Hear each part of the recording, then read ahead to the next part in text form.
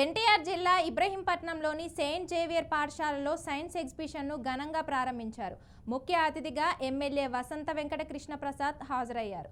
విద్యుత్ ఉత్పాదనలోని రకాల గురించి ఎమ్మెల్యే విద్యార్థులకు వివరించారు. ఇంటిపై ఏర్పాటు చేసుకునే సోలార్ యూనిట్లకు సూర్యఘర్ యోజన పథకం ద్వారా ప్రభుత్వం సబ్సిడీ ఇస్తుందని, దీన్ని సద్వినియోగం చేసుకోవాలని ఆయన సూచించారు.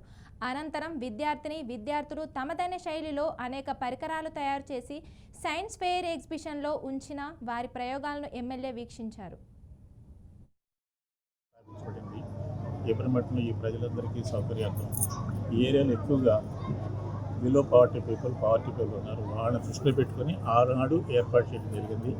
అప్పటి నుంచి ఇప్పటివరకు ఇవి ఎంతో పేదలకు ఉపయోగపడే విధంగా, విద్యార్థులకు ఉపయోగపడే మంచి విద్య అందిస్తూ ఈ ఏరియాలో స్థాపించిన తదుపరి అప్పటి నుంచి ఇప్పటి వరకు కూడా ఈ సంస్థ కరోనా పీరియడ్లో కూడా ఈ సంస్థ రెగ్యులర్గా నడుస్తూ ఈరోజు ప్రత్యేకించి సైన్స్ ఎక్స్పో అన్ని పాఠశాలలు కూడా ఇది చాలా ముఖ్యమైనది.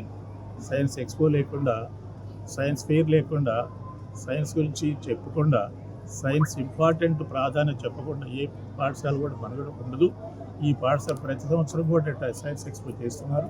ఈ సంవత్సరం కొంచెం ఎక్కువగా అతి ప్రాధాన్యత ఇచ్చి సుమారుగా 400 మంది విద్యార్థులను పార్టిసిపేట్ చేస్తూ 300 పైగా మరి ఎగ్జిబిషన్ సెయింట్ జేవియర్ కొండపల్లిలో ఉన్నటువంటి saint Xavier school science exhibition సందర్భంగా ఇక్కడ రావడం జరిగింది. పిల్లలు ఇంత పెద్ద ఎత్తున వాళ్ళ ప్రతిభని ప్రదర్శించడం అనేది అరుదైన విషయం.